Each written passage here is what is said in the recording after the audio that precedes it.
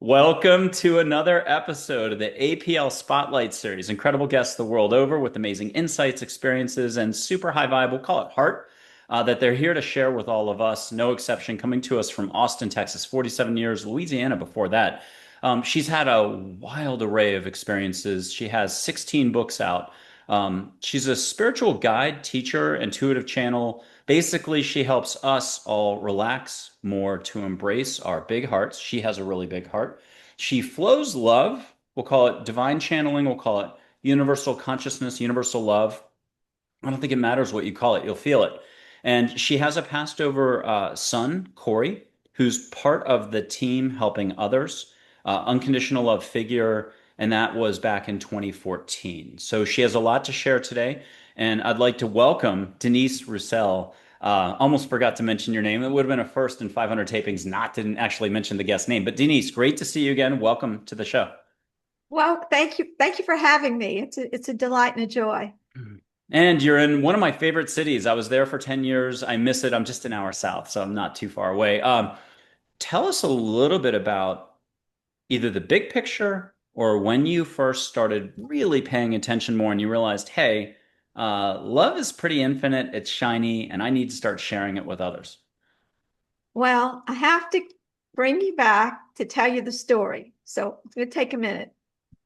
Okay, so I have, like you mentioned, my middle son, Cory, who was he is quite an amazing soul, but he had lived a very tumultuous life. I mean, up, down, up, down. As a teenager, he got involved with drugs and alcohol, and he just shook us to the core.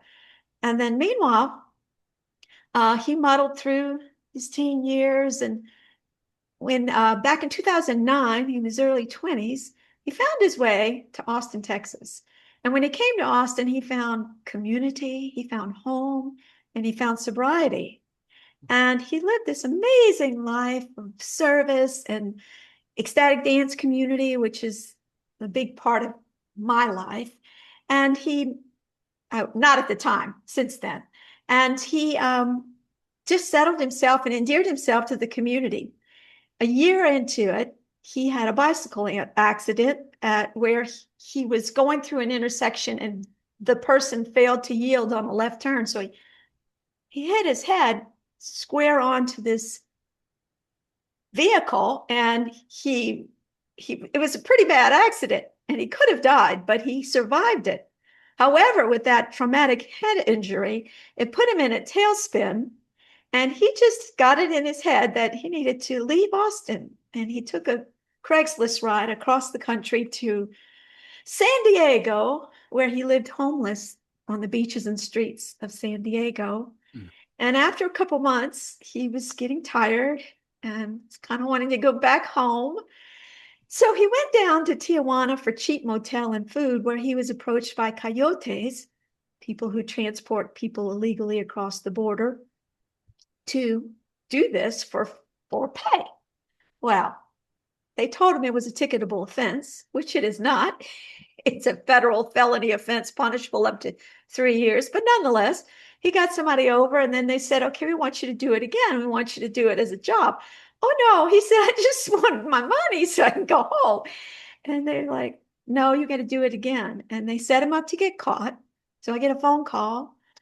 Well, he's in federal detention center. And yeah, so he was in there for 4 months. So we put together a 70-page memorandum of who Cory really is, including letters from PhD, people in the community, workers, people he worked for, friends, family, and pictures of the accident.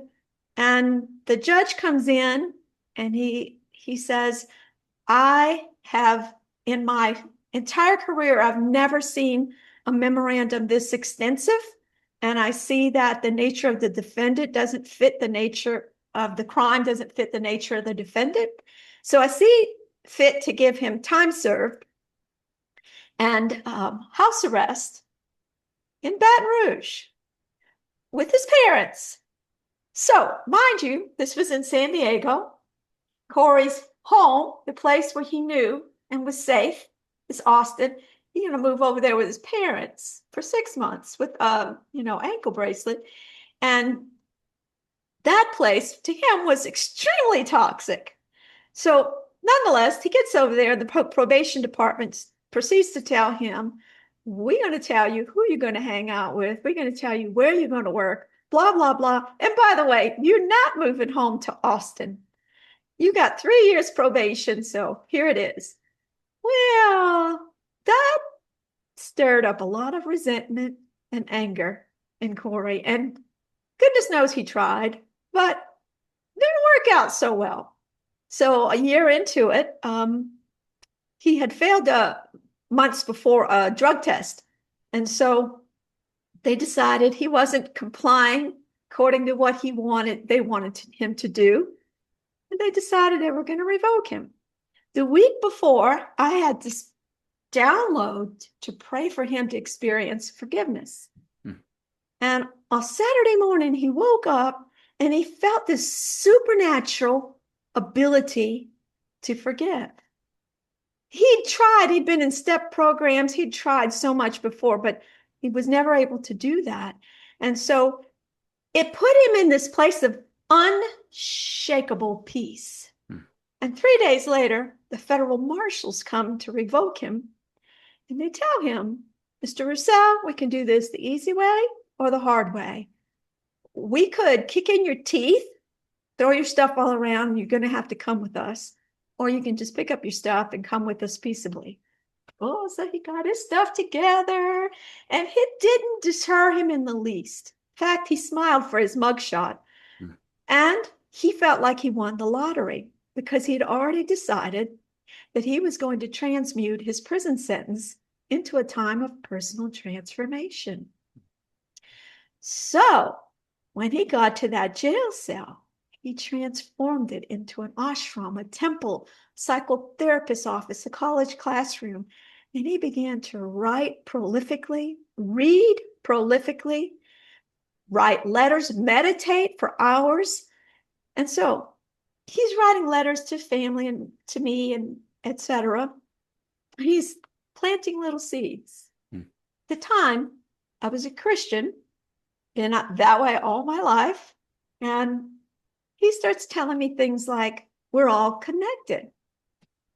Oh, this is new information. And so then he starts asking me to read the book Eckhart Tolle's A New Earth. He asked me a bunch of times. I finally read it, July of 2012.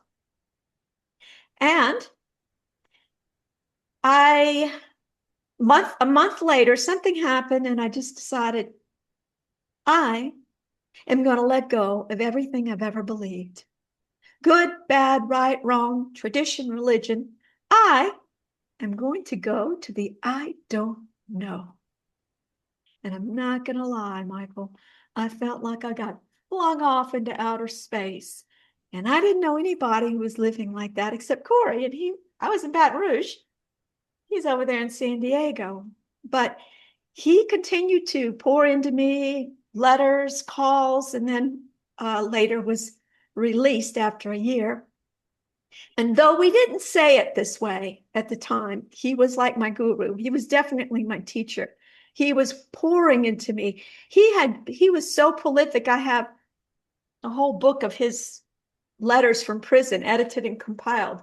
And the stuff is incredibly dense. So you can imagine, I am like getting this huge downloads of information from this person, Cory, who had actually spent a third of the time in solitary for doing stupid things because he knew he needed to be with himself. So he would sit there for hours on end and have these supernatural experiences with iridescent rainbows and lovely smells and psychedelic Buddhas. And then he would document all these downloads. And so meanwhile, the last 6 months, and a year and a half after he got out, those last 6 months were like this real blossoming time. I mean, he was just like transmuting and transforming and really flowing in a very awakened state. And October 26, 2014, he died suddenly and unexpectedly in a parking garage with a subdural hematoma, a brain bleed, in after he was robbed.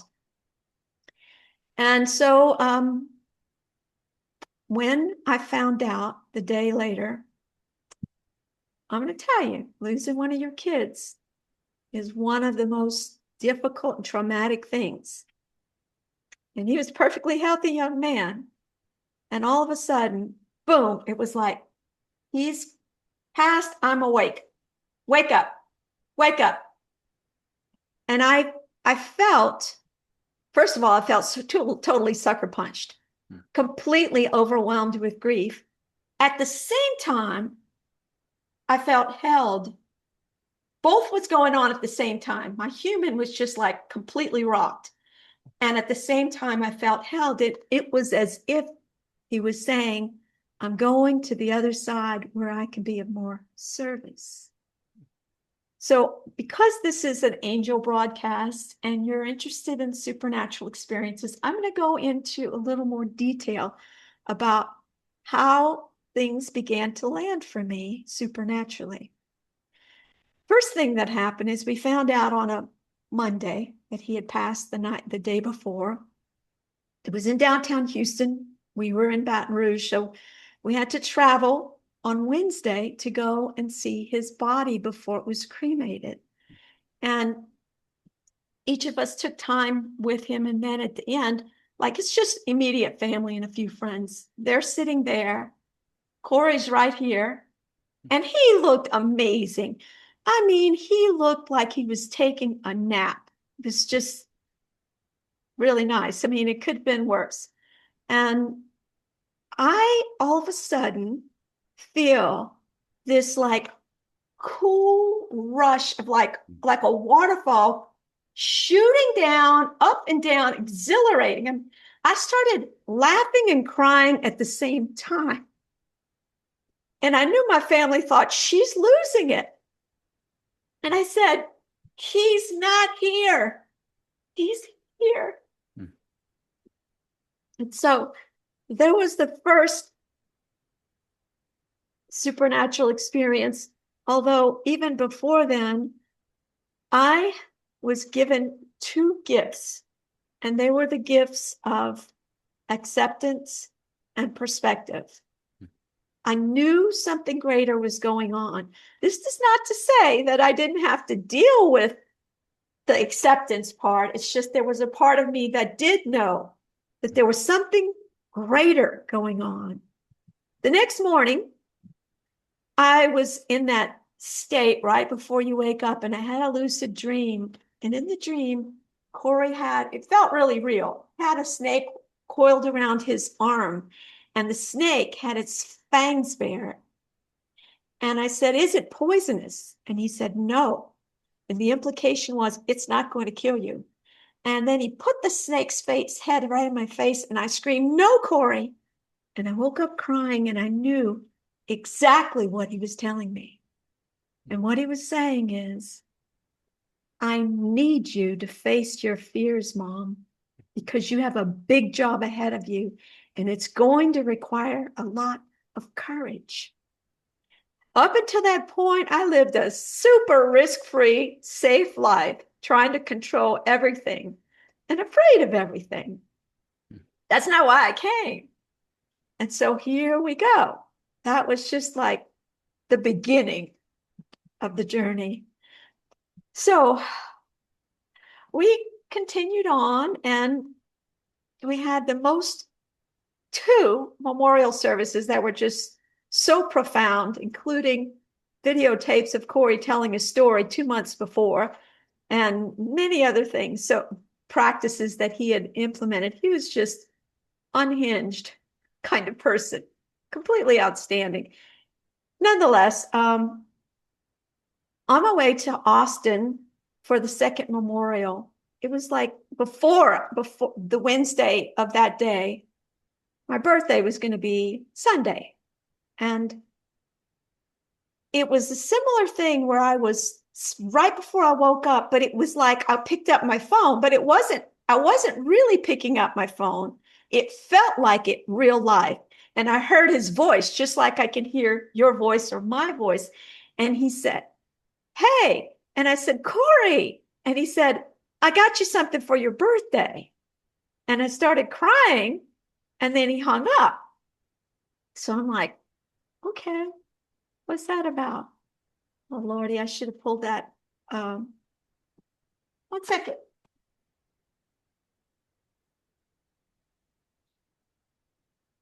And this is a great time to remind folks the channel's hit 3,000 plus subscribers. Share, like, comment, subscribe. And if you could, what have you already enjoyed hearing from Denise? Or what have you enjoyed in general about the show? Go ahead and share your thoughts down below. The details for her books, 16 books. Some of them will be listed with links to Amazon, but otherwise you'll have her website and other details. You can follow her there. Actually, all of them are on Amazon. And also the one that I really want to encourage people is Creating Soulful Space, because it includes the healing process that I learned through my grief journey. It is about that. And so we'll talk about that more in a minute. And I'll get with you which I can only put 3 or 4 books in the video details down below. I can't put them all. There's So we'll just figure this, out the best. just one that Yeah. I want you to put. Okay. So the Saturday before my birthday, we had the memorial service, and Oscar, which is currently the facilitator for the ecstatic dance, that's my community here, and was, of course, friends and leader in the dance community. I had met him. He comes up to me, and he's got this around his neck, and he says, I went into this 10,000 Villages store, and I just never been there before. I decided to go in there. And he said, I was looking around and I saw this scarf. He's like this. And it reminded me of Cory. And then he put it on my head. Oh my gosh. I started crying because he didn't need a scarf. And this was not an inexpensive scarf. But Cory sent him on an errand to buy my gift. So this is how it went, on and on and on. I'm going to tell you another story. But before I do, one of my deepest passions is to open the space for people to connect with their loved ones and spirit guides on the other side. And what I've learned through my journey is that there are limiting beliefs that block us from doing this. So several months, even though I was having so many wild experiences, several months into it, I realized that I still had some resistance because I was afraid of, for me, the limiting beliefs were two things. One is that I thought people would think I'm crazy and put me in the loony bin. And two, I thought they were judging me, that this is wrong to talk to dead people. And so after I looked at those limiting beliefs, I was like, why am I going to let somebody else's idea of what's right or wrong for me affect my ability to get support from my son and other spirit beings?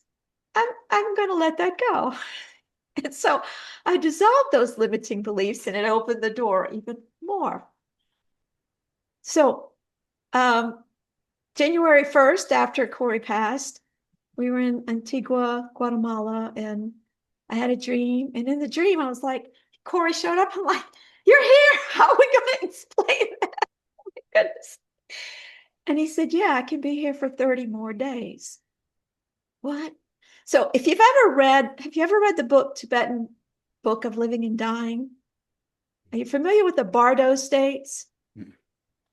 So it's kind of, I'm just going to use this analogy because some people already know that. After Jesus died and he came back and appeared to the disciples within the days afterward, it's similar to that. There's some kind of state of being where they can be more in their body immediately following the death than otherwise. Realize they're going back into a different form. Okay. And so I just want to also divert a little bit to say that, Cory presents himself to me in the way that I recognize him, but that's actually not how he actually is most of the time, because they have to present themselves in a way we can understand. But it's not visible in the same way. It's like, so they just relate in a way that they can connect with us. So meanwhile, my family is going through grief, and yet at the same time, they're pretty skeptical about what's going on. I had my son and my daughter and my then husband, and we had some cousins over. So there's a door. We were in an Airbnb. There's a door leading out to the back patio and the kitchen over there. And then here's the dining room table. I'm here. My cousin Fernanda is there. Esmeralda is there. And my daughter and my son are here.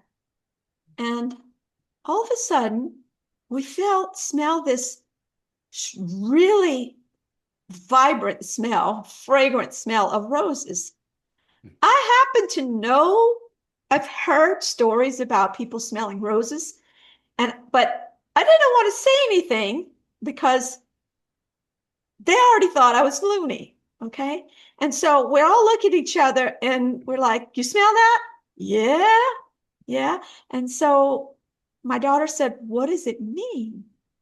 And so Esmeralda said, well, a lot of people believe it means the presence of angels or even spirit guides that go on to the other side, like your son Cory. And so she looks at me and she said, you need to go out. Because what happened is when my other cousin, my Fernando opened the door, that's when the smell came in. She said, you need to go out there on the patio.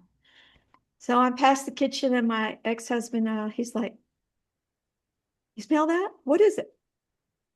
I said, it's roses. Don't want to explain. Go out on the back patio. I was starting to get dark. Stars were there, and I just could feel his presence. Spent like 15, 20 minutes with that rose smell.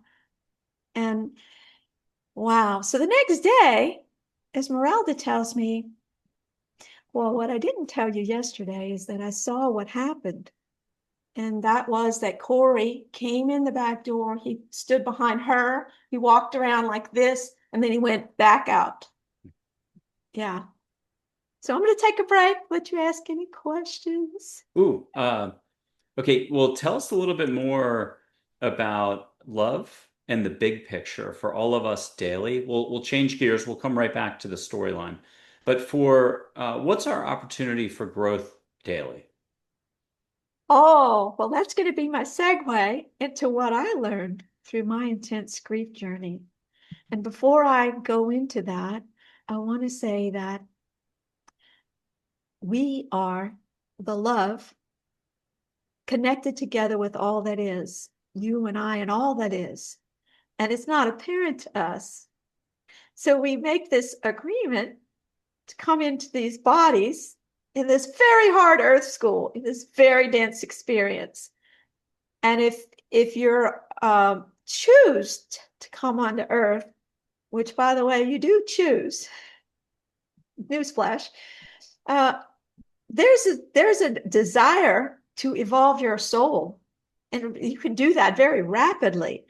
And so there's like agreements and understanding of, well, what exactly is it that you need to learn, that you can contribute. So this is the thing. We are this love, and then we get squeezed into these little bodies. Oh my gosh, that's not an easy thing. The funny thing is on the way in, we're wiped of our memory. So we don't remember that we're the very love. In fact, we're having a human experience to feel separate from the love that we are.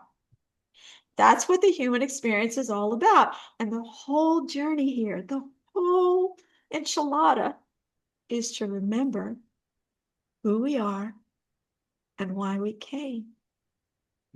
So go along your life and you have this usually pretty difficult experience, feeling very separate from the very love that you are, hopefully to come at one point in your journey, like now, where someone increases your awareness to say, hey, there's a way for you to reunite these fractured parts of your human self that feel separate back into love. So that's what I want to share. And it's my gift to the world.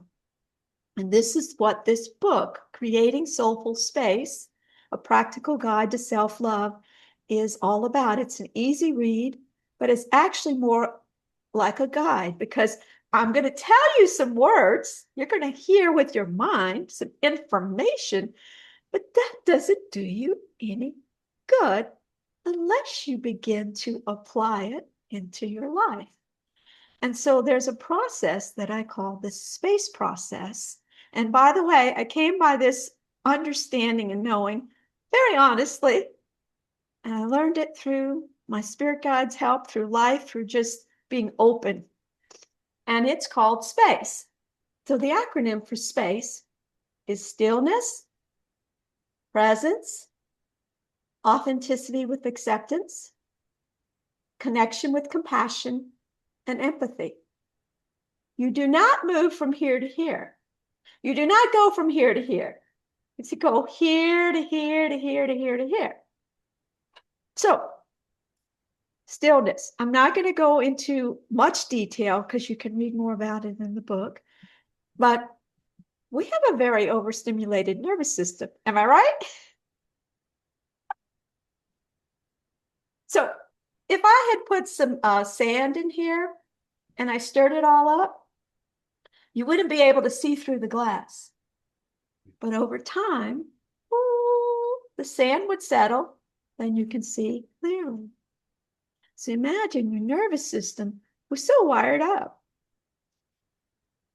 And sometimes you just need to slow down and become more still so that you can truly begin to see who you are.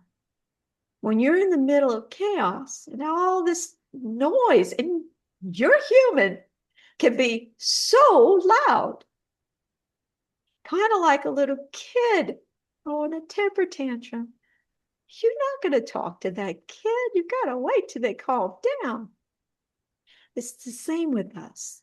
So I use the word stillness in lieu of meditation because meditation has a lot of connotations and people use it like, I can't do it, it's too hard. So I like to encourage people to throw their rules out the window. You're not going to be doing anything with this other than starting with 5 minutes a day when you wake up, sit in a chair with your back straight and turn on an app like Insight Timer. And you don't have to be completely still. If you have to scratch your nose, it's fine. There's nothing magic about this. Just sit there and you can think about whatever you want to. If you want to think about the fight you had with so-and-so, you want a grocery bill, blah, blah, blah, don't even worry about it. Just let it go and just say, wow, look at that. Isn't that something? Listen to all these thoughts. So just let yourself settle and naturally over time, build your practice without forcing yourself to do a single thing so that you can at some point reach whatever your soul is telling you. I want to meditate 10 minutes a day or 20 minutes a day or something like that. But that's going to be the foundation for this healing process. And to be honest, Michael, the reason why people are having such a hard time with their healing process is because they don't get still enough. They don't get still enough and they don't get present enough. And so if you're really serious about healing yourself, then slow down and get still. Suppose you get triggered during the day. Go sit for 5 minutes and just see what happens. There's no goal at all. You can't do it wrong. And you want it to be as natural as brushing your teeth or drinking a cup of coffee. That's all. Presence. Presence is who we are. connected together with all that is, all time, all space. When you're present, you're operating from your divine, limitless nature. So that is important information. So when we're not programmed to be present, we're programmed to be back there in the past or over there in the future. So since we're not used to it, this is what I'm sharing with you is simple, but it's completely unfamiliar and it's completely opposite to how we're programmed. So if you want to learn how to do something, you practice. And the more you do something, the better you get and the easier it gets. So presence. We, at some point, are going to want to be with our feelings. And if you think you're going to be with your feelings, be present with your feelings, when you don't know how to be present, when there's no drama, good luck with that. So we practice in simple ways, like we take a breath.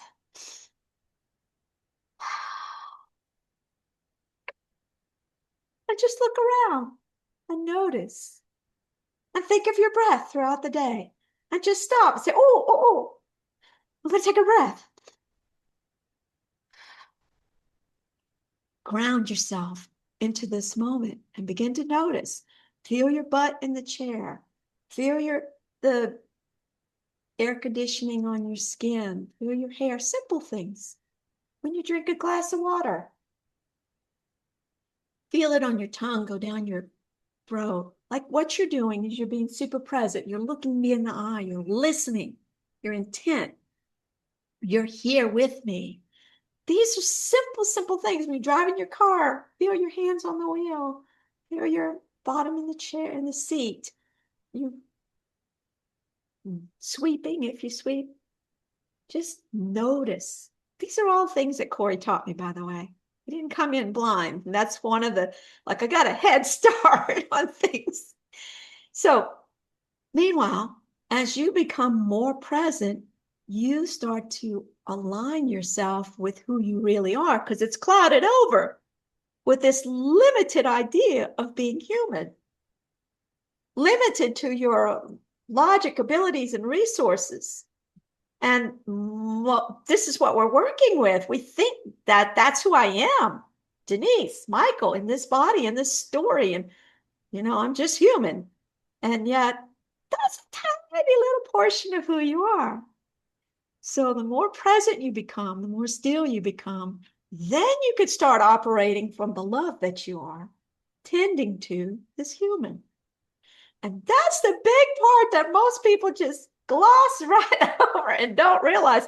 They just try to manhandle themselves, which is an act of aggression, really. No, we're not doing that. We're treating ourselves so kindly. We're not forcing ourselves to do a single thing. So, A, acceptance and authenticity. We lie to ourselves. We're not authentic with ourselves. For example, if you ask somebody, how you doing? No matter if they feel a little bit sad or anxious, 99% of the time they're going to say fine, because they don't want to own that there's a part of them that's nagging. It's like a baseline nagging back there. They're just like, I'm not going to talk about it. I'm not going to own that feeling. Certainly not going to own when I'm angry or jealous, much less deal with grief. Goodness, no. And so those things are so bad. That's what our human feels. So wrong. We're denying, neglecting, deflecting all these feelings. One day, when I was on my journey, I went to a Jeff Foster retreat, and Matt Licata said something that just dropped like a light bulb in my life. And he said, since we were small children, we have been locking away our feelings in the basement of our heart. And I think of my feelings like little girls, okay?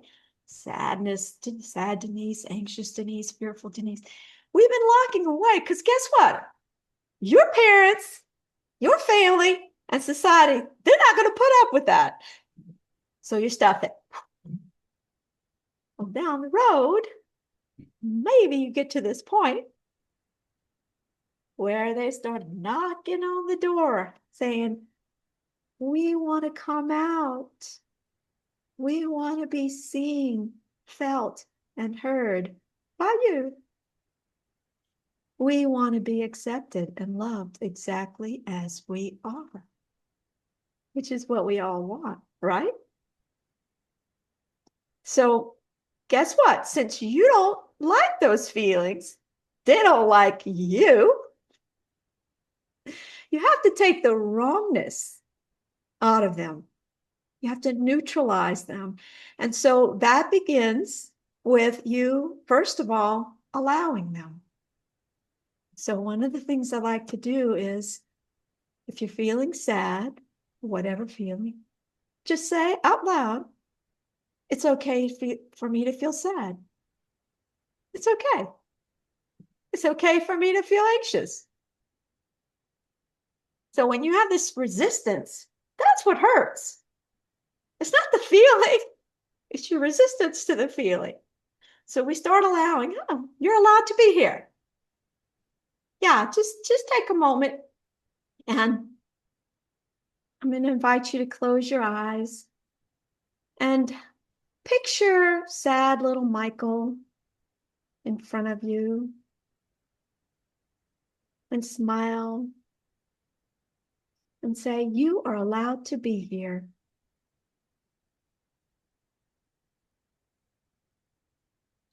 So what did sadness do when you said that?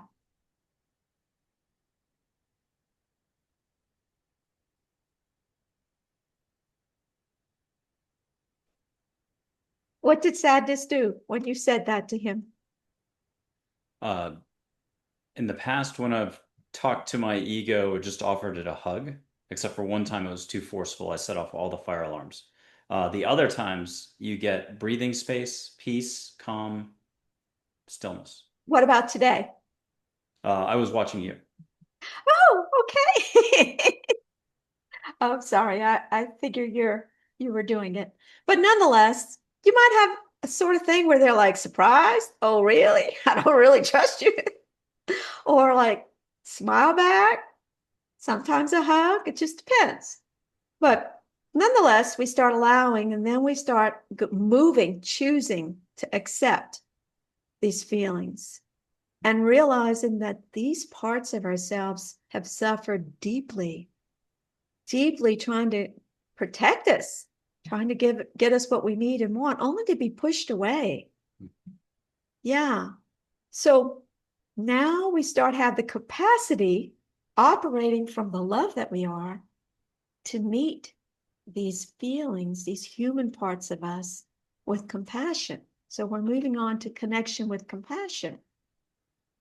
And so now we're able to move in, instead of getting upset, like, oh, I don't want to feel anxious, I want to feel all these feelings. We can start addressing these feelings as parts of us that they just want to be seen and want to be allowed, and they want to be loved. Can you have compassion upon these parts of yourself and begin to view them not from your spiritual ego that says, hey, I got to love you in order for you to get for me to get better. You just want to get the monkey off your back. You think you're going to out trick your human by trying to force yourself to do something? I don't think so. Not going to happen. So like, if you have an enemy and you've been mean to them and they've been mean to you, and then you say, I want to be your friend, what are they going to say to you?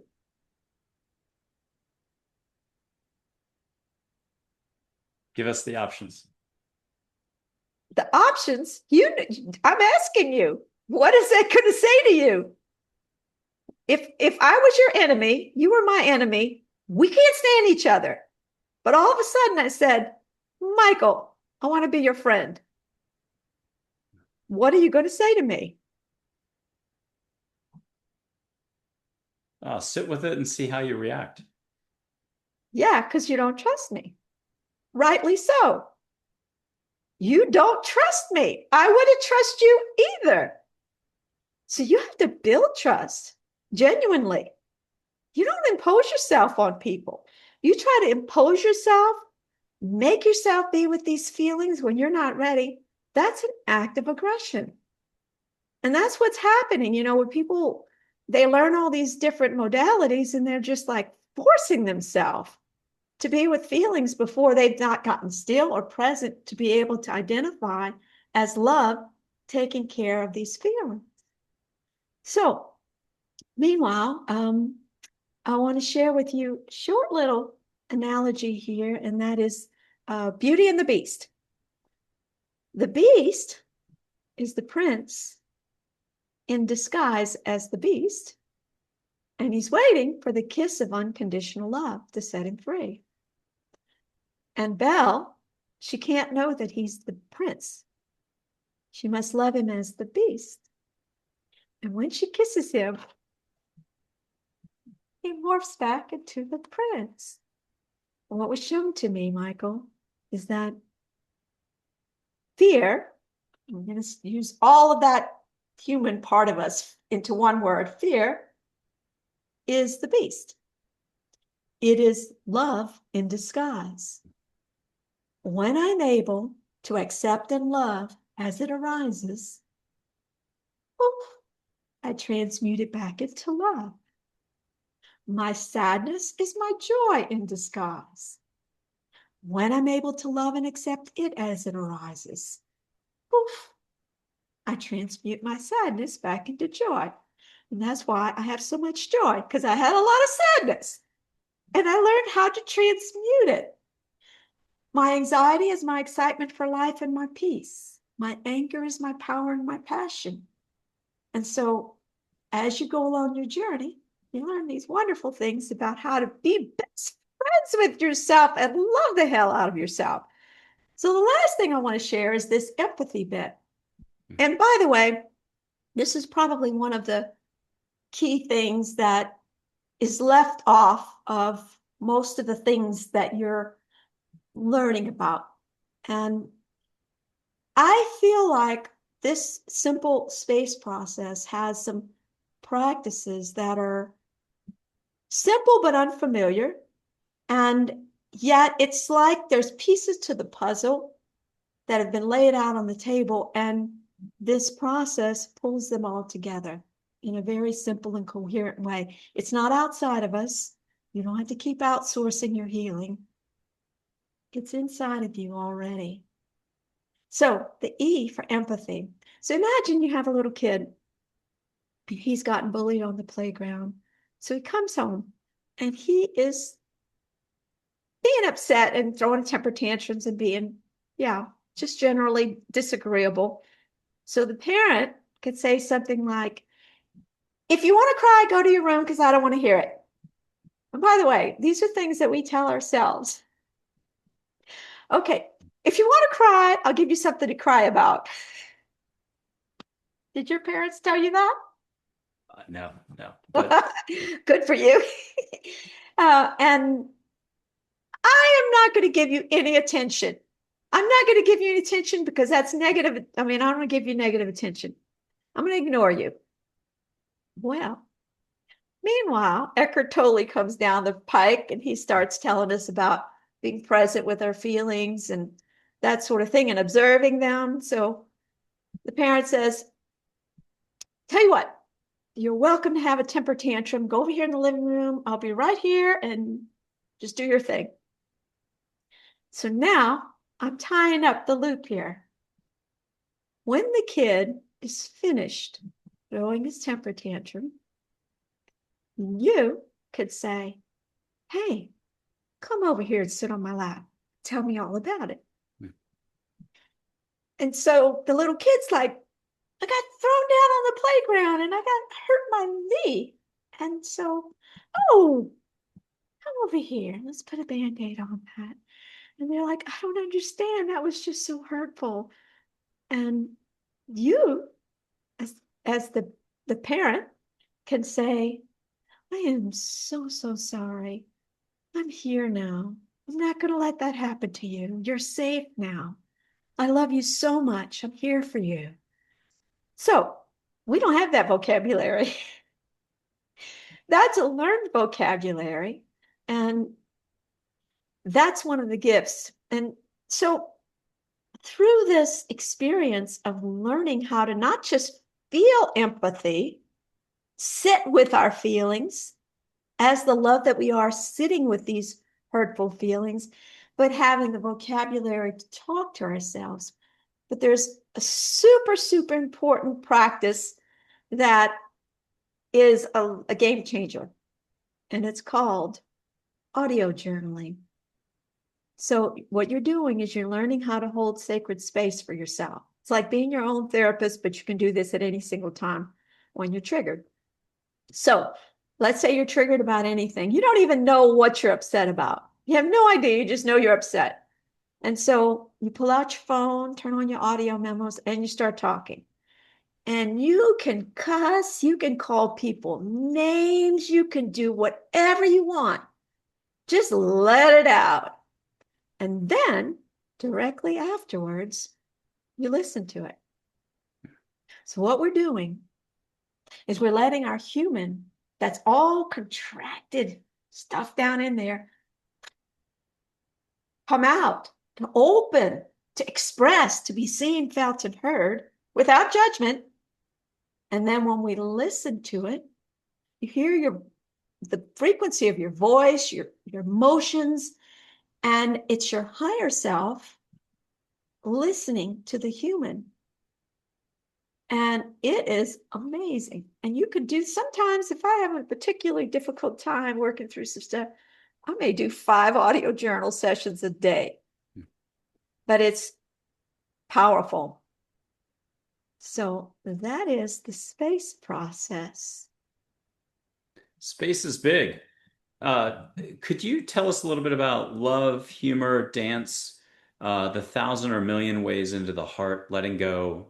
Tell us more about, is exercise compassion? How do you just like to describe different frequencies of different activities? Okay, before I go into that, I do want to say something about the feelings that I'm going to put in quotes negative, because they're not negative, but nonetheless, we view them as negative. Frequency. When you talked about frequency, I thought about this. Look, when I was going through my grief process, I noticed several years down the road, anger's a very significant stage of grief. Well, I didn't have that stage. I'm like, what's going on? Well, I knew what was going on. My soul was preparing me with this space process to learn how to make best friends, show up for these feelings, and sadness would be right here, the frequency here. Anxiety is here. Anger is like way up here. It's so big. And I couldn't start up here. I had to start down here and gain the trust of my human, so that every single time I got triggered, I'm going to show up for myself. And I'm going to hold myself, hold sacred space in my loving embrace, and accept and love it as it arises. That's it. Whatever arises, love that. That's just it in a nutshell. So nonetheless, I finally got to a place in my journey where my soul created a reality where there was someone who knew exactly the right buttons to push to make me angry. It was almost like, when you go in an elevator and you push all the buttons all over, it was like that. So by that time, I realized I do know how to work with my anger. And so part of the work that I do is getting people stable enough to be able to work with their feelings. And when they're ready, then we have an anger call. And what that looks like is I hold this sacred space for really big energy. And we bring up all the angry stuff and we go into it. And then I bring them back to the place of it's okay, place of forgiveness, a place of thanking the other for their role in your evolution, place of safety, and we settle down in there. And then we'll go through another round. So I do this with myself, but it's big energy. And sometimes I have to call somebody who's familiar with this process that can hold space, non-judgmental space. And it's powerful, though. That's the thing. Our anger is our power and our passion in disguise. And you and I both know that anger has been demonized. You're not supposed to be angry. And so we have a human race that walks around here with all this stuffed anger. They have no idea what to do with it. And they're certainly not transmuting it into their power and their passion. When you do, it's magic. So talking about, I'll go back to the feelings, but another thing I wanted to stress about presence. When you're present, you're operating from your divine nature. And you have so much at your disposal. I mean, just within the first 4 years after Cory passed, I grieved the loss of a son. By that time, I'd published 10 books. I walked the Camino in Spain 3 times. I created a lot of art and ran a small business without being busy. And that's what it is. You can run circles around people that are just staying within their human abilities. It's magic. So talking about feelings, one of my signatures is joy. And I already mentioned that I came quite honestly. I transmuted my grief back into joy. And it's an amazing feeling to have the trust of my human that I'm operating in a way that I'm holding it always. So as a result, I have an enormous capacity to not just hold my feelings, to hold yours and an entire collective. So I do want to say this. We are in an unprecedented time in human history. And I happen to know that I came into this body, into this story, to create peace, to create the new earth. There's many timelines available to us. My job is to bring the highest timeline. First thing I had to do to create the new earth is to create it right here. It's not outside of me, and it's not outside of you.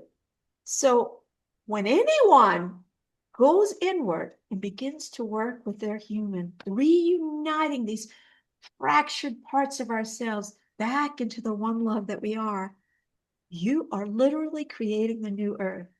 All hands on deck.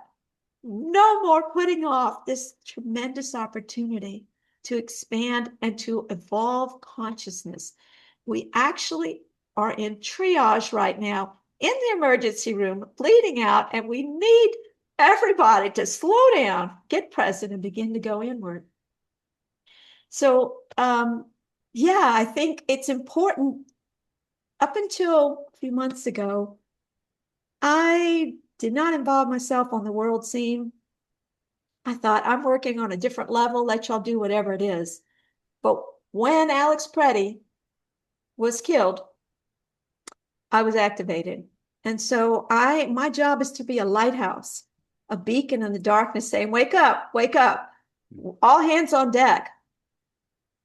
It's time to be awake and aware. And I know that some people are like, I don't want to get involved with negative energy. I don't want you to either. But when you're operating from who you are as love, you can be aware and you can make a difference. You can send out peace from wherever you are. That's how much power we have. One person operating from conscious awareness, sending out peace and joy and love to the world, affects hundreds of thousands of people. The ripple effect, your intention, your awareness is powerful. That's what we're here to do, activate us to inspired action to love. And simple thing like voting. I always felt like, what in the world does my vote matter? It's going to matter. It's going to matter. We need you to show up. Hungary they kicked out this 16-year dictator recently because everybody said we had enough. No more. We can't keep doing this. This is destroying the whole world. So yes, your vote matters. And yes, we matter. Our collective energy is powerful. We are not powerless. We are here to create a new earth. Who wants to join me? I'd love to do like a lightning round. I'll read 4 or 5 quotes from like Gary Zukav, maybe Eckhart Tolle, maybe Winnie the Pooh, and I'd love to have your reaction to any or all of them. And I'll try to keep my finger on the spot where I read them from. I've got like 18 pages of quote. It could be Galileo, Einstein. Again, I'd love to get your reaction. The first one, though, I've got this one down. It's Story Musgrave, the NASA astronaut. And I love this quote. I love to use it on the show. Getting out of the comfortable path, that's what exploration is all about. So that's the first quote. The second is from Gary Zukav. It's another one of my favorites. You change the way that you shape the light, which is flowing through you, by changing your consciousness. And I'll try to just randomize this next one. Archangel Raphael, maybe 10, 12 years ago, said compassion is releasing fears and judgments. Which one did you want to talk about, all of them, or did you get a new something from all three? Read the middle one again. Oh, okay. Gary Zukav. I have 6 books that of people that have impacted my journey. And Gary Zukav is one of him, his book, The Seat of the Soul. Yeah, and this is from Most Seed of the impactful. Soul. Mhm. I don't know the page number though. You Mhm. change the way that you shape the light, which is flowing through you, by changing your consciousness. And we extended an invite to Gary to be on the show. I helped his assistant like 10 years ago see light on her hands over a phone. But right now, not going to get him on probably this go around. Oh, sorry to hear that. Yeah, I'd love to have him Hope on. that happens for you. So Okay. imagine, remember we talked about locking away your feelings in the basement of your heart. So when we talk about this human experience, you know how we humans, we get all these aches and pains and illnesses and all this stuff. Guess what's underneath all that physical manifestation of pain and illness? It's all this stuff that we're healing. Hmm. If you go deeper within there, maybe it's, some childhood trauma, or maybe it's some anxiety or something. And so it's information, it's resistance in your body that when you see that, it's like, oh, what wants my love and attention? I see that I've got this pain over here, whether it's a feeling, an emotion, or if it's a physical pain, it's intelligence. And it can show you where there's resistance in your body. And then you can begin to get still and present, begin to allow and accept, connect with this part of you, and empathize. Hold sacred space. Do your audio journaling. And lo and behold, you heal yourself. Um, an abstract question. It doesn't have to be Cory, but it can be, I don't know how to ask this question the right way. If there's audience members out there who simply want to trust more and allow more, and they want to put their focus on maybe passed over pets, but probably friends or more probably relatives, I'll share 20 seconds at this end. If I'm 58, 1970, I was 2. My dad passed away. It was his time to go. U.S. Navy off the coast of Naples, Italy, nighttime fighter jet thing off the carrier Roosevelt. But he was like just turning 25, 26 again. It was totally his time to go. My mom passed when I was turning 23. Here's a photo of them in the late 60s. Again, hundreds of people have seen them directly. They give good advice. They're reconciled. They're cute. They're fun. She's 5'4". He's 6'1". And that's What Michael Andre do you Ford mean? That's Sr. your parents? Yeah, and that's Barb. Very creative, artistic, loves connecting people.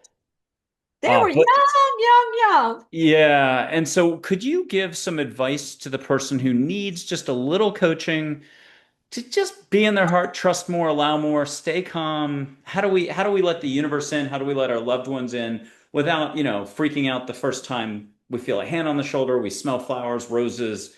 How do we just take our baby steps? That's the way to say it. How do Okay. we do baby So, steps? first of all, there are many ways for spirit beings to connect with us. And the very first thing I mentioned before is the limiting beliefs. Hmm. Get still and present enough to find out what's keeping you from connecting with spirit beings. When you have a whole show, which is trying to show people this is real.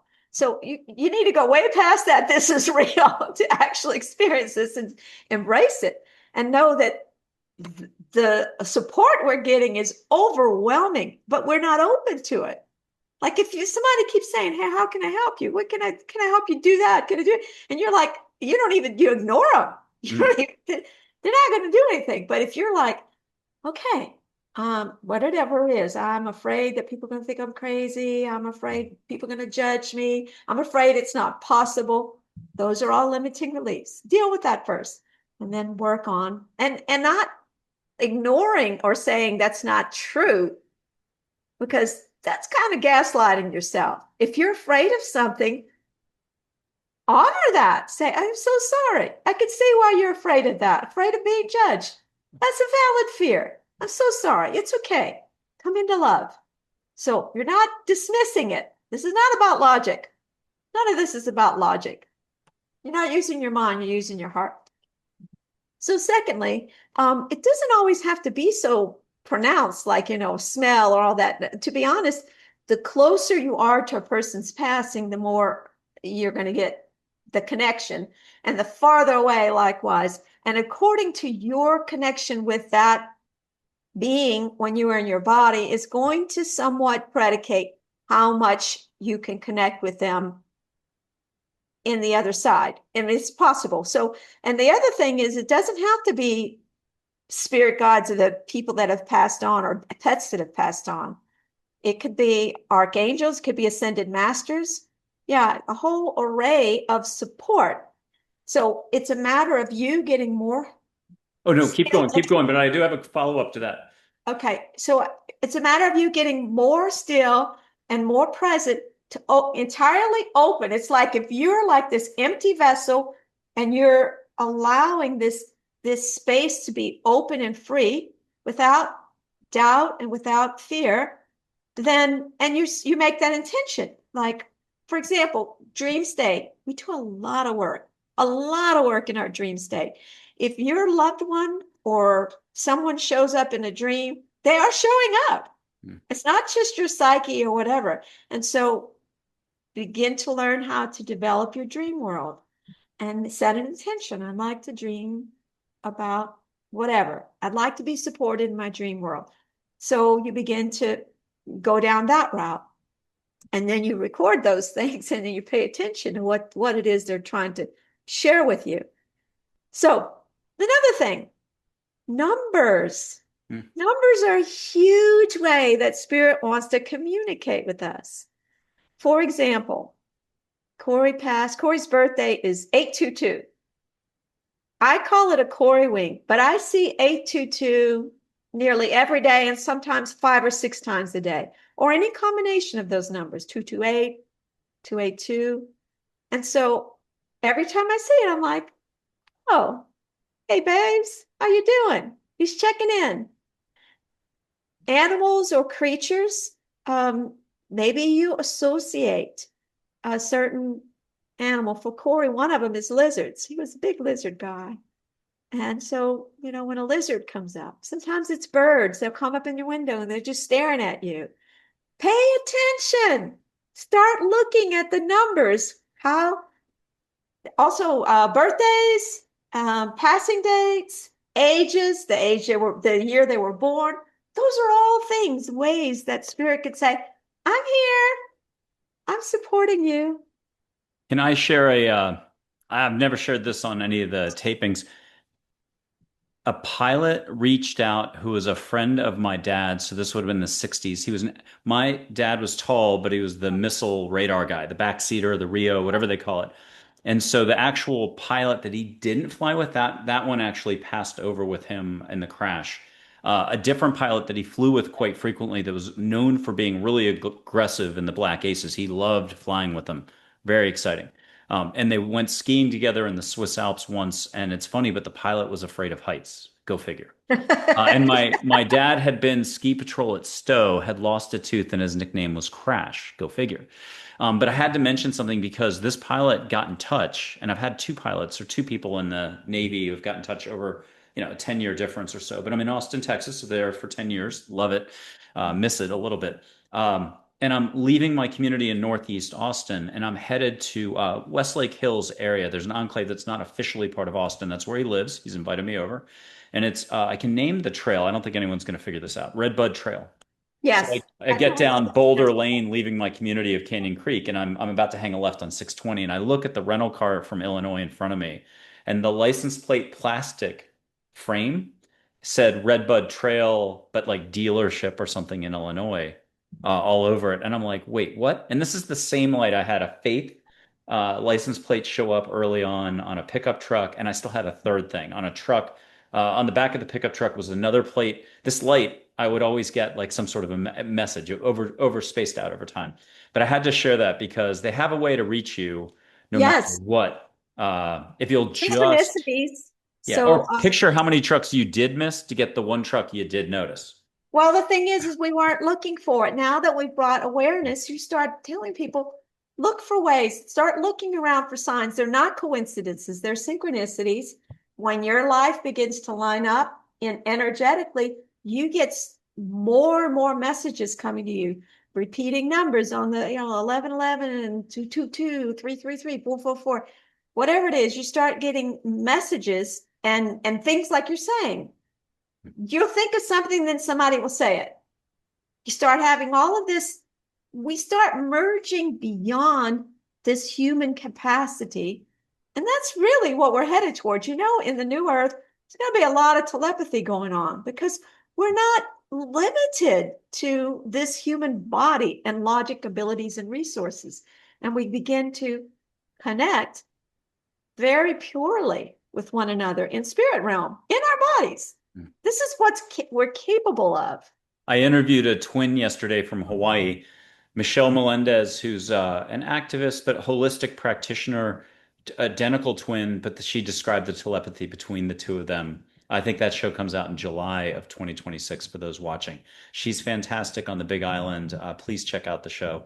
Uh, Let's do this. It's called Angels, Positivity, and Love, the show. Let's have you just describe angels one way or the other. How can we stay open? How can we ask for more assistance if we'll allow for it daily? Talk to us about angels, any which way, high, low, left, right. What would you like to share about angels? Well, I can share that they are constantly around you.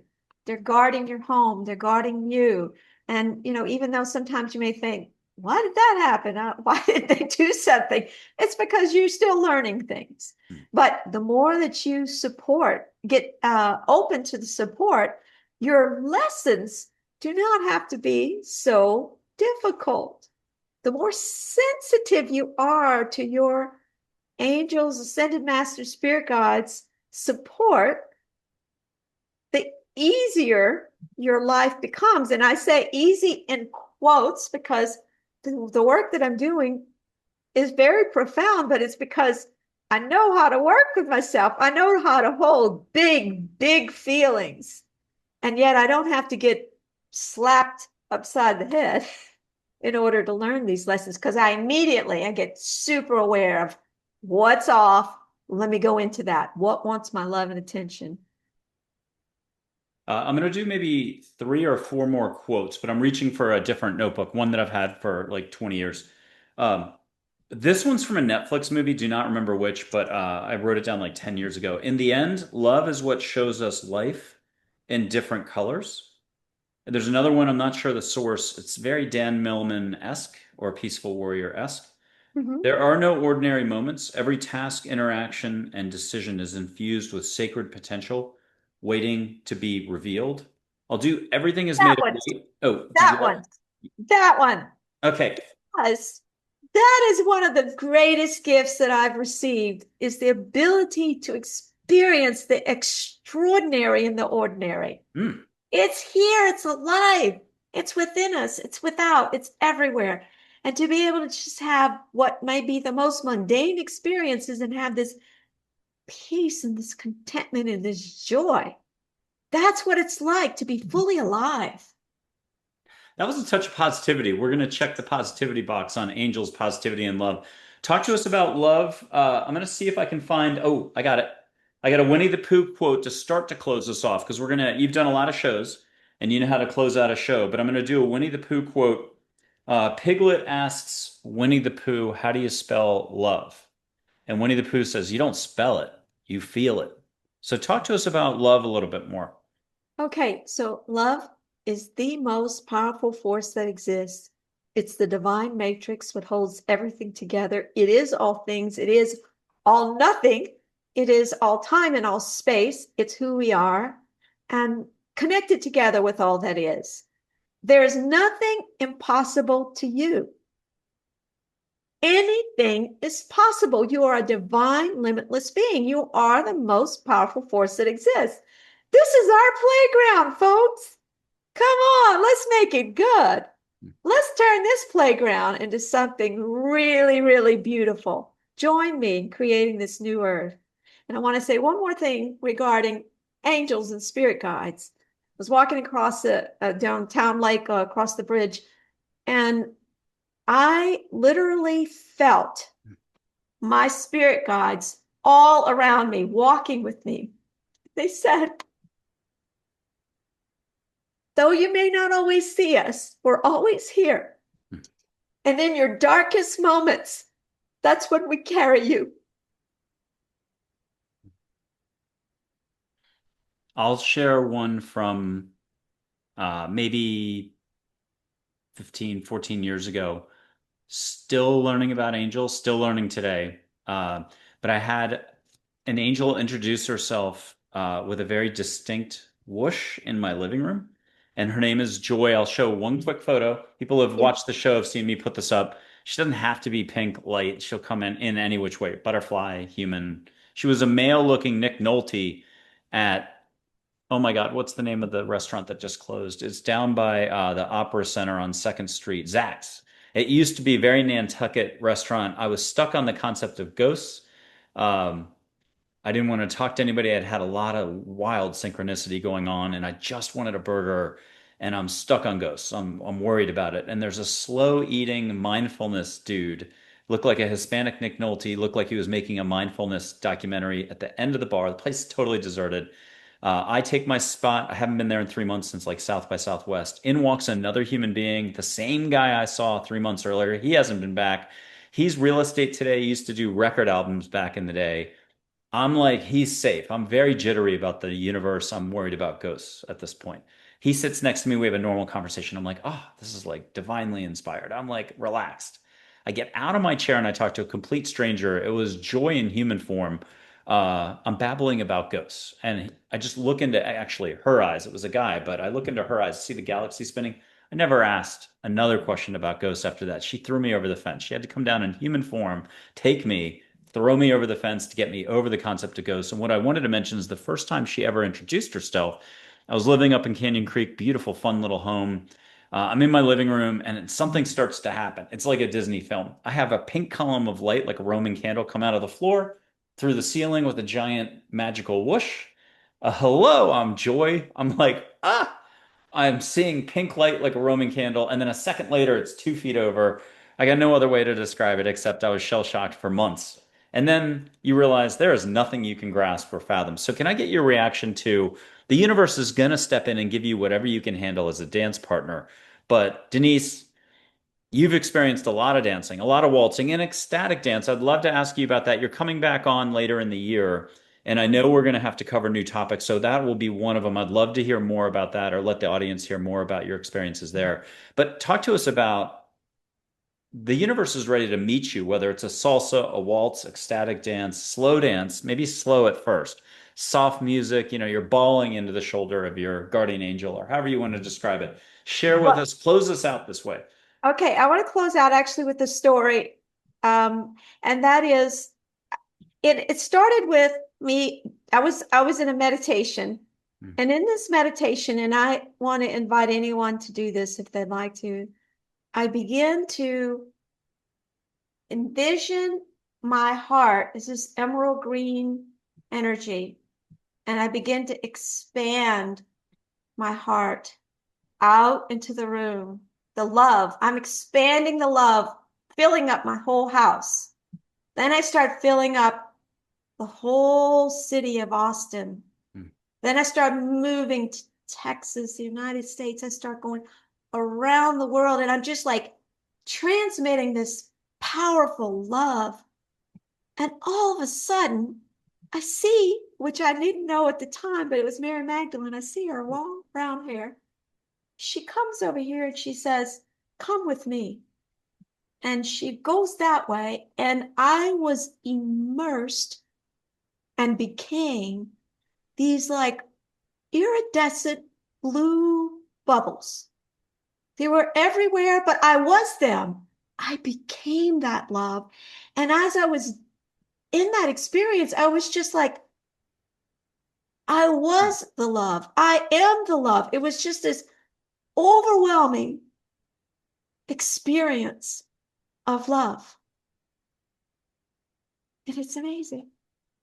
Oh, beautiful. Denise Roussel, thank you very much for sharing so much on Angels, on the APL Spotlight series, actually. That's where we are now. And it's going to be the APL show, or Angels Positivity Love show, in the fall. We're having you back on. I think we're taping late summer. We're figuring that out next. June So 29th. yes. See, you're organized. So, well, thank you Awesome. very much, Denise. It's Thank been a you. real treat having you on. Yes, I really appreciate it.